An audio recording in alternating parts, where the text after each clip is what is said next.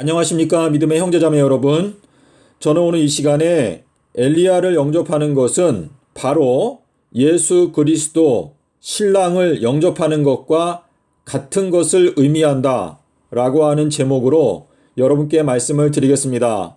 자, 예수님께서 승천하실 때에 사도행전 1장 6절에서 이스라엘의 나라를 회복하시는 것이 언제인지 제자들이 물어보았는데, 마태복음 17장 11절에서 엘리야가 앞으로 올 것인데 엘리야가 모든 것을 회복하게 될 것이다 라고 예수님께서 말씀을 하셨습니다. 이것은 재림이라고 하는 사건에서 총 책임을 맡게 되는 것이 엘리야라는 것을 말씀하시는 것인데, 마태복음 24장 47절에서 예수님께서 말씀하시는 지혜롭고 그리고 충성된 청지기, 이 지혜롭고 충성된 청지기에게 모든 것을 맡기겠다라고 하는 말씀을 하셨는데, 이 지혜로운 청지기는 마태복음 11장 19절에서 말하고 있는 엘리야를 의미하는 것입니다. 그래서 이 지혜의 의로운 지혜, 누가복음 1장 17절에서 엘리야의 사명은 의로운 지혜로 사람들을 돌아오게 한다 라고 말씀을 하셨는데요. 마태복음 25장에 가면 여기에 지혜로운 처녀 5과 미련한 처녀 5이 나오는데, 신랑을 맞이하기 위해서 나가는 장면이 나옵니다.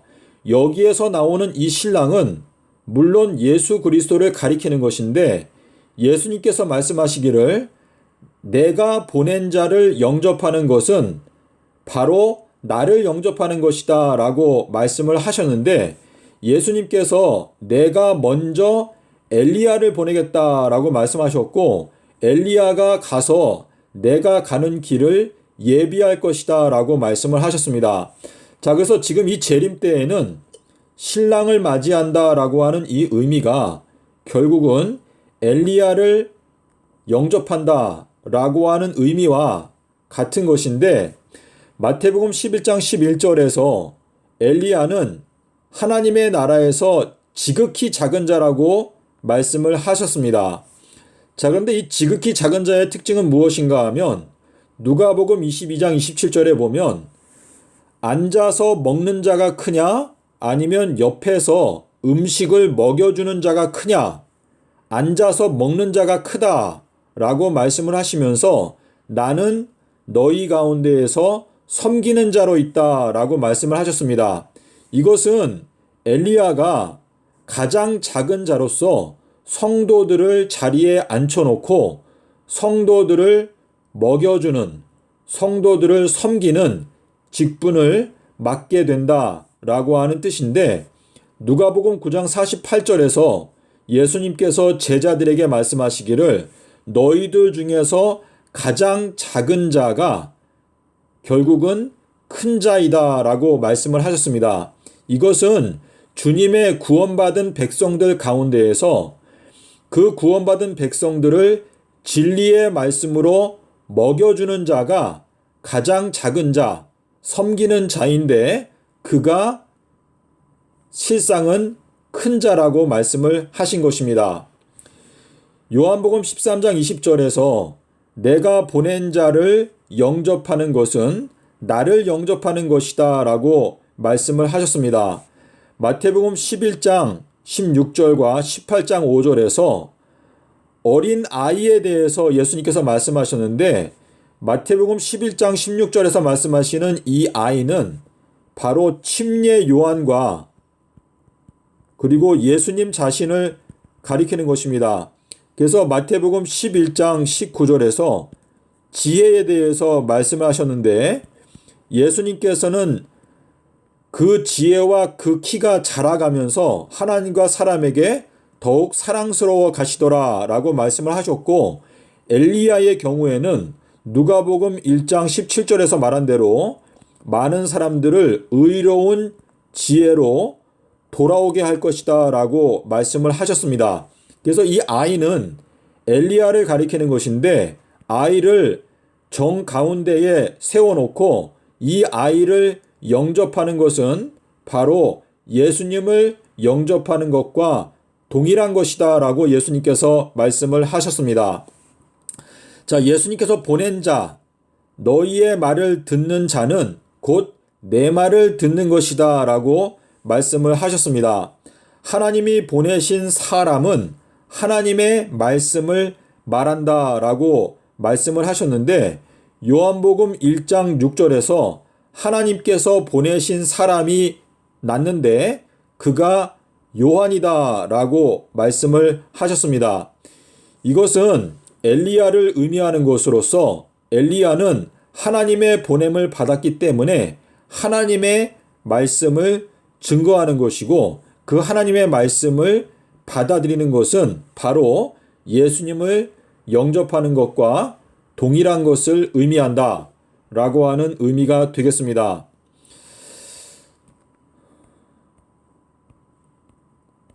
자, 우리 마태복음 24장에 보면은요, 여기에 인자가 나옵니다. 근데 이 인자는 엘리야를 가리키는 것인데, 인자가 온다라고 말했고, 마태복음 25장 1절에 보면 그때에 라고 말합니다. 그때에. 다시 말해서 인자, 엘리야가 올 때에 라고 말하는 것인데, 엘리야가 올 때에 처녀 10명이 신랑을 맞으러 나가기 위해서 기다리고 있는 것과 같다라고 말했는데, 여기에서 신랑이 온다라고 하는 것은 신랑이 올 때에는 겸손하시기 때문에 나귀를 타고 오신다라고 말씀하셨는데, 이것은 예수 그리스도께서 엘리야를 통치하시면서 엘리야를 통해서 그분의 경고의 기별을 전파해서 엘리야의 기별을 받아들이는 자들이 결국은 신랑을 영접하는 것이고, 신랑과 함께 잔치에 들어가고 문이 닫혔다라고 하는 이 표현은, 이 문이 닫히는 것은 계시록 11장 3절부터 6절에 보면 하늘을 닫는다 라고 나옵니다. 하늘을 닫는다. 자, 이 하늘을 닫는 것이 2023년도 4월 1일부터 하늘이 닫히게 되기 때문에 문이 닫히게 되는 것은 2023년이라는 것을 저희가 알 수가 있습니다. 자, 그래서 보라 신랑이로다 맞으러 나오라.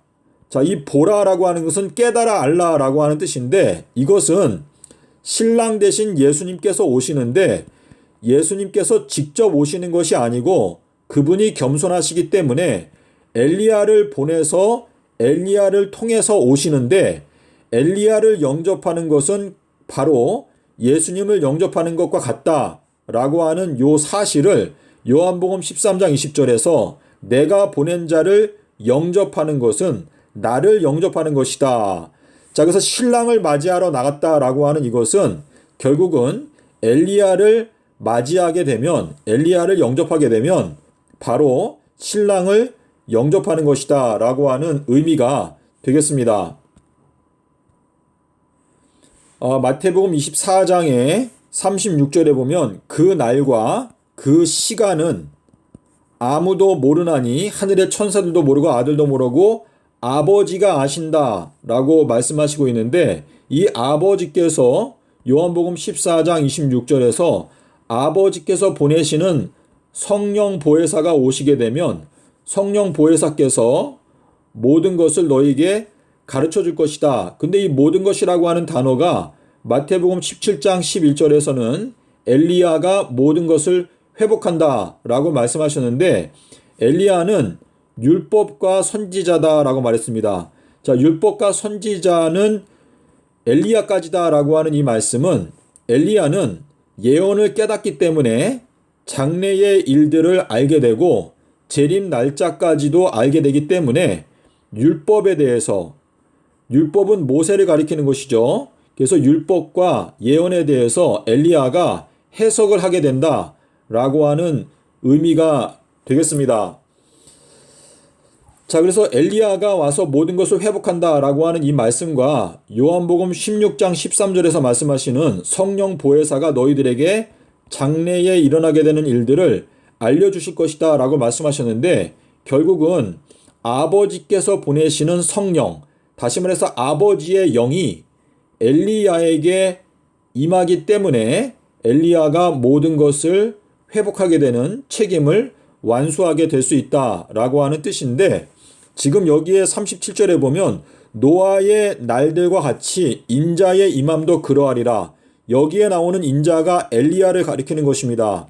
자, 이 내용은 마가복음 9장 12절 13절에서 제가 여러 번 설명을 드렸기 때문에 이 말씀을 보시면 되겠고요. 홍수 전에 노아가 방주에 들어가던 날까지 사람들이 먹고 마시고 장가들고 시집가고 있으면서 홍수가 와서 그들을 다 멸하기까지 깨닫지 못하였는데 인자의 임함도 이와 같으리라. 이 인자도 엘리야를 말하는 것입니다. 자, 그래서 42절에 가면 그러므로 깨어있으라. 어느 날에 너희 주가, 이 너희 주는 엘리야를 말하는 것이고요. 이 말은지 너희가 알지 못함이니라 라고 말했는데, 너희도 아는 바니 만일 집 주인이 도둑이 어느 시각에 올 줄을 알았다면 깨어있어 그 집을 뚫지 못하게 하였으리라. 이 도둑은 예수님의 재림, 이거는 인자가 오는 것을 말하기도 하고 예수님께서 오시는 것을 말하기도 합니다. 자, 그리고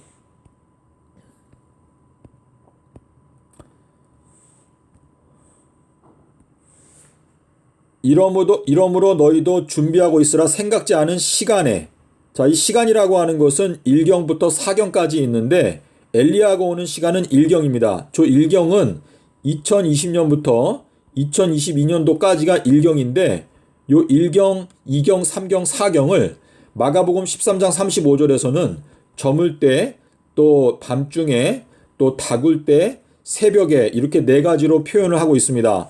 충성되고 지혜 있는 종이 되어 주인에게 그 집 사람들을 따라 양식을 나누어 줄 자가 누구냐. 이 지혜 있는 종은 엘리야를 말하는 것인데, 주인이 올 때 그 종이 이렇게 하는 것을 보면 복이 있을 것인데 그 모든 소유를 그에게 맡기겠다. 이게 엘리야를 말하는 것입니다. 만일 그 악한 종이 마음에 생각하기를 주인이 더디 오리라 하여 동료들을 때리며 술 친구들과 먹고 마시게 되면 생각지 않은 날, 알지 못하는 시간에 그 종의 주인이 이를 엄히 때리고, 이 때리고라는 쪼갠다라고 하는데, 쪼갠다.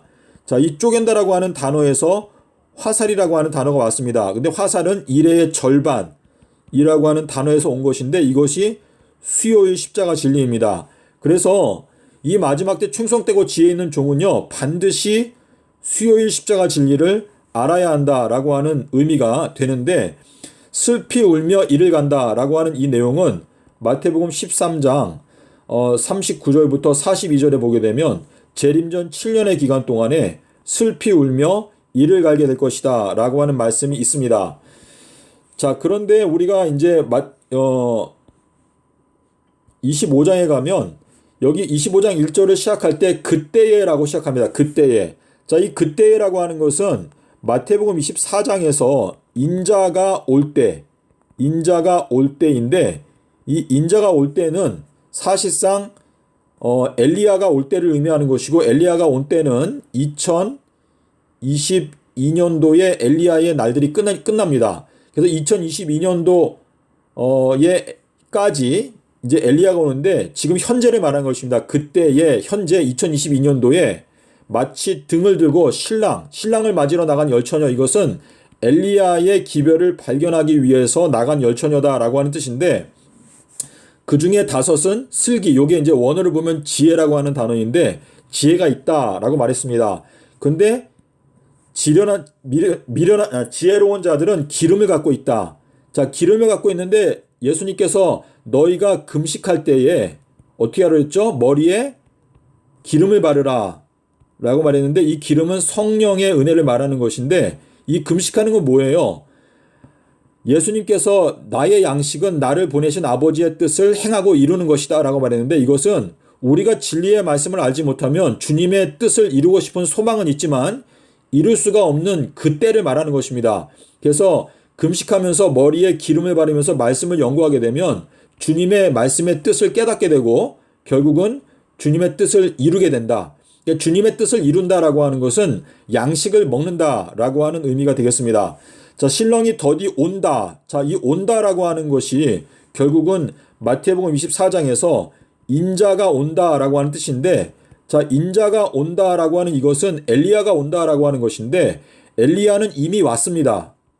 이미 왔고 엘리야가 떠나게 되는 것은 2023년도에 엘리야가 떠나고 그리고 7년 동안에 대환란이 있고 그리고 7년 대환란이 끝나게 되면 성도들의 승천으로 이 지구의 역사가 끝납니다. 그래서 2023년도에 떠나가게 되는 그 엘리야, 이 엘리야가 지금 현재 전하고 있는 엘리야의 기별, 이 엘리야의 기별을 영접하는 것, 받아들이는 것이 바로 신랑을 맞이한다라고 하는 의미가 되겠습니다.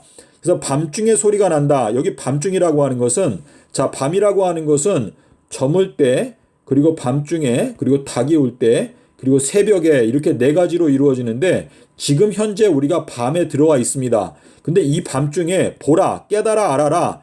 신랑이니까 너희가 맞으러 나오라. 이 신랑은 바로 신랑의 메시지를 가지고 온 엘리야를 영접하는 것을 의미합니다. 왜냐하면 예수님께서는 모든 원수들이 주님의 발등상이 될 때까지 하나님의 보좌 우편에 앉아 계시기 때문에 그 모든 원수가 주님 앞에 무릎 꿇을 때까지는 엘리야가 그 모든 일을 책임지고 하는 것입니다. 그래서 이 신랑을 맞이한다라고 하는 것은 사실상은 엘리야의 기별을 영접하는 것, 맞이하는 것을 의미합니다. 그래서 처녀들이 다 일어나서 등을 준비하는데 미련한 처녀들은 지금 기름이 없으니까 시장에 사러 갔을 때 그때에 신랑이 왔기 때문에, 자, 그래서 우리 여기 10절에 보면은요, 여기 10절에 보면 그들이 사러 간 사이에 신랑이 왔기 때문에 혼인잔치에 들어가고 문이 닫혔다. 자, 닫힘이라고 하는 게 이게 2023년도 4월 1일 날 문이 닫히는 것을 의미하거든요. 하늘이 닫힌다. 이게 계시록 11장 6절인데, 자, 우리 여기 밑에 가면 이렇게 말했어요. 그런즉 깨어 있으라. 그 날과 그 시간을 알지 못하느니라 라고 말했는데요. 지금 여기 13절에 이 말씀이 중요한 이유는 이 미련한 처녀와 슬기로운 처녀의 비유는 이거는 기독교를 위한 비유입니다. 왜냐하면 미련한 처녀든지 지혜로운 처녀든지 등불을 갖고 있다. 이 등불은 말씀을 뜻하죠. 주의 말씀은 내 발의 등이다 라고 말했는데 등불을 갖고 있는 열 처녀는 다 기독교인들을 의미하는데 기독교인들에게 있어서 그 날과 그 시간, 자, 이 시간은 일경이고 그 날은 2023년도 3월 23일을 뜻합니다. 그래서 기독교인들에게 있어서 2023년도 3월 23일 요게 지금 은혜의 시간이 끝나는 날짜를 말하는 것이기 때문에 기독교인들이 신랑을 맞이한다라고 하는 것은 지금 현재 엘리야의 기별을 듣고 깨달아 알게 되는 것이 바로 신랑을 영접하는 것을 의미한다라는 것을 여러분께서 알 수가 있는데, 자, 14절에 가면 또 어떤 사람이 타국에 갈 때 그 종들을 불러 자기 소유를 맡긴다. 자, 이것은요, 엘리야가 2023년도에 하나님 아버지께로 올라가면서 요 내용은 요한복음 20장 17절에 보면 예수님께서 부활하셔가지고 마리아한테 나를 만지지 말아라, 내가 하나님께로 올라간다 라고 말했는데 그 동일한 내용이 계시록 12장 5절에 나타나고 있고, 그리고 요한복음 13장 3절에도 역시 동일하게 나타나고 있습니다. 그래서 주님께서 이 엘리야에게 모든 것을 맡긴다라고 하는 것은 엘리야가 예수님께서 행하셨던 그분의 행적을 엘리야도 비슷하게 흉내 내면서 엘리야가 하늘로 올라가기 전에 예수님께서 말했죠. 아버지께서 나를 보내신 것처럼 나도 너희를 보낸다라고 말했는데 마태복음 24장 30절에 보면 여기에 인자가 큰 나팔 소리와 함께 천사들을 보낸다라고 말했습니다. 그래서 이 천사는 엘리야가 보내는 그 엘리야의 제자들을 말하는 것입니다.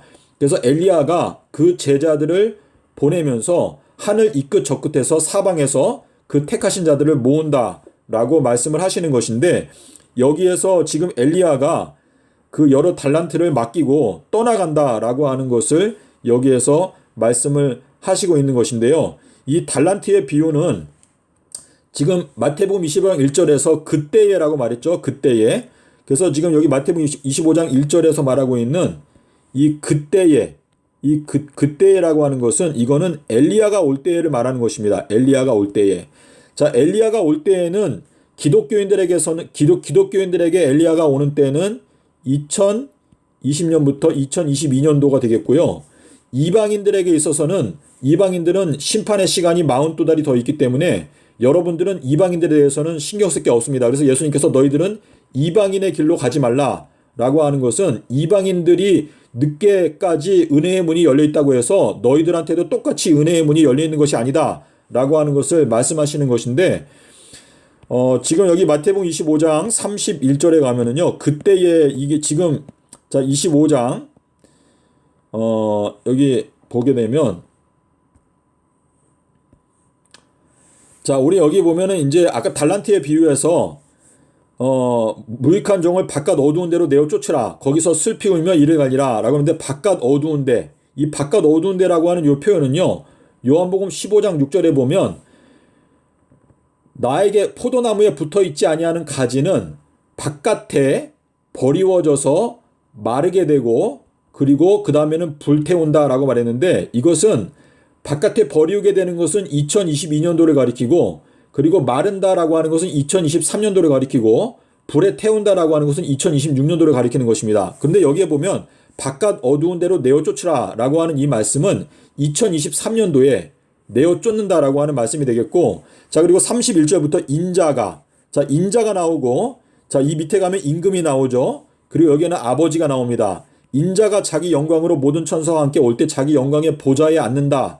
이것은 계시록 12장 5절에서 2023년도에 하늘로 올라가게 되는 때를 말하는 것이고, 그리고 모든 민족을 그 앞에, 여기 만국입니다. 만국. 자, 여기에 나오는 이 만국은 계시록 12장 5절에서 만국을 다스리는 남자라고 말하고 있는데, 양과 염소를 구분한다, 갈라낸다 라고 말하고 있고, 여기에 나오는 이 임금은 예수 그리스도를 말하는 것이고, 그 오른편에 있는 자들에게 이르되 내 아버지께 복받으지. 이거는 하나님 아버지를 말하는 것입니다. 자, 그래서 여러분께서 여기 보면 인자가 나오고 임금이 나오고 아버지가 나오기 때문에, 인자는 엘리야를 가리키는 것이고, 이 인자가 마태복음 24장에 나오는 인자를 말하는 것입니다. 그래서 인자가 엘리야를 뜻한다라는 것을 알게 되면, 지금 재림이라고 하는 것은 엘리야가 와서 모든 것을 회복하게 되는 것인데, 그 엘리야가 하는 사명은 성령 보혜사의 사명과 동일합니다. 다시 말해서 엘리야는 그릇이고 성령 보혜사께서 엘리야를 들어서 사용하신다라고 이해를 하시면 되겠습니다. 자, 그래서 지금 이 마지막 때 수많은 기독교인들이 예수님을 맞이하기 위해서 준비하고 있는데, 미련한 처녀들은요, 결국은 엘리야의 기별, 지혜가 부족하기 때문에 예수님께서 말씀하신 지혜는 요나의 표적밖에 없습니다. 삼낮 삼밤 땅속에서. 그래서 이 삼낮 삼밤 땅속에서라고 하는 이 지혜를 깨닫지 못하게 되면 결국은 멸망당하게 되는 순간까지 깨닫지 못한다라고 하는 경고를 저희들에게 말씀하시고 있습니다. 그래서 마가복음 13장 23절에서 말씀하신 대로 너희들은 주의해라, 조심해라, 내가 모든 것들을 너희들에게 미리 말하였다 라고 말씀을 하시고 있는데, 지금 2022년도에는 예수님께서 나귀를 타고 오신다 라고 말씀하시고 있고, 보라 신랑이로다 맞으러 나오라 라고 말씀하시고 있습니다. 자, 요한복음 3장 28절에 보게 되면 예수님께서 침례 요한이 뭐라고 말했죠? 나는 주의 길을 곧게 하라고 보낸 자라고 하는 것을 증거할 자는 너희라 라고 침례 요한이 말을 했습니다. 자, 그래서 여러분께서 이 마지막 때에 주님의 뜻을 이룬다라고 하는 것은 엘리야의 기별을 2022년도에는 큰 나팔 소리로 외쳐야 한다라고 하는 것인데, 요한복음 7장 37절에서 명절 마지막 날 곧 큰 날 예수님께서 큰 소리로 외쳐 가로되 누구든지 목이 마른 자는 내게 와서 마시라 라고 말씀하셨는데, 이것은 이 마지막 때에는 엘리야가 외치는 것입니다. 엘리야가 외치기를, 엘리야가 전파하는 기별은 예수님을 증거하기 위한 기별인데, 엘리야는 예수님께서 보내신 사자인데, 엘리야는 하나님의 말씀을 하는데, 엘리야가 2022년도에 말하기를 누구든지 목이 마른 자는 엘리야에게 와서 엘리야가 전파하는 예수님의 말씀을 들어라. 그리하면 그 배에서 생수의 강이 흘러나오게 될 것이다 라고 말을 하고 있는 것인데, 이 배에서 생수의 강이 흘러나온다. 우리가 헬라어 원어를 보게 되면 배에서 생명수가 흘러나온다. 그리고 계시록 22장 1절부터 가면 어린 양의 보좌에서 생명수의 강이 흘러나온다. 근데 이 보좌가 뭐라고 그랬죠? 보름달이라고 말했습니다. 그래서 보름달 아비벌 15일에서 생명수의 강이 흘러나오는 곳이고, 그리고 계시록 4장 5절에 가면 하나님의 그 보좌에서 번개가 흘러나오고 또 우레가 흘러나오고 그리고 하나님의 음성이 흘러나온다라고 말하고 있습니다.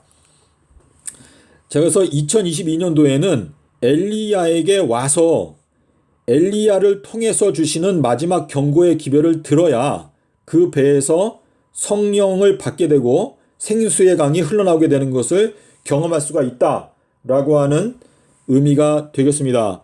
부디 여러분께서 기도하시는 마음으로 이 말씀을 잘 생각하셔서 2022년도에는 하나님의 뜻이 풍성하게 이루어져야 하는데, 제가 이 영상을 마치면서 한 가지 더 말씀을 드리겠습니다. 마태복음 13장에 가면은요, 16장에 16장 3절에서 이렇게 말했습니다. 아이고.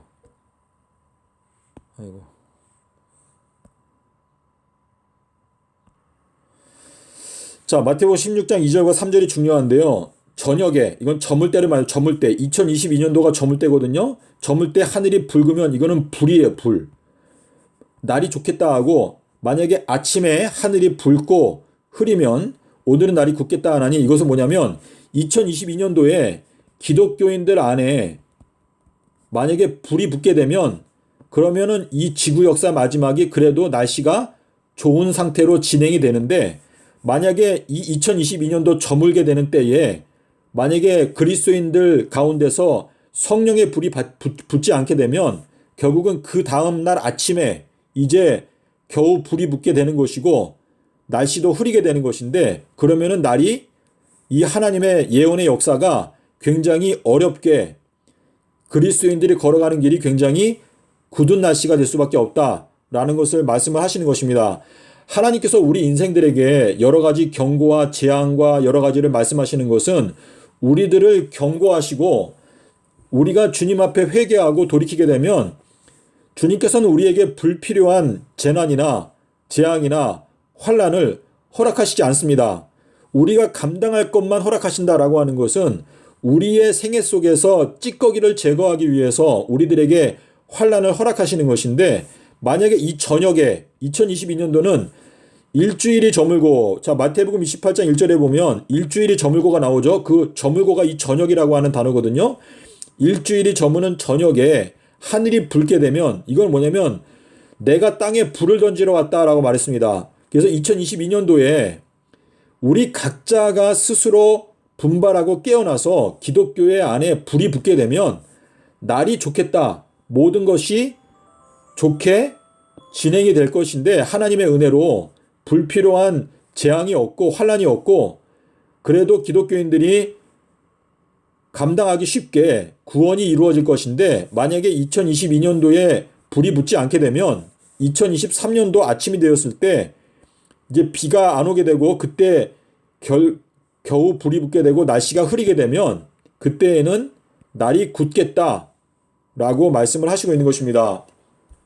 그래서 주님의 약속은 조건적인 것이죠. 그래서 우리가 이 주님의 경고를 듣고 스스로 분발해서 열심을 내고 하나님을 섬기게 되면 2022년도에 기독교회 안에 성령의 불이 붙게 된다면 주님께서 우리들을 그분의 크신 은혜로 그래도 순조롭게 이 마지막 역사를 진행해 주실 것이다 라고 하는 의미가 되겠습니다. 감사합니다.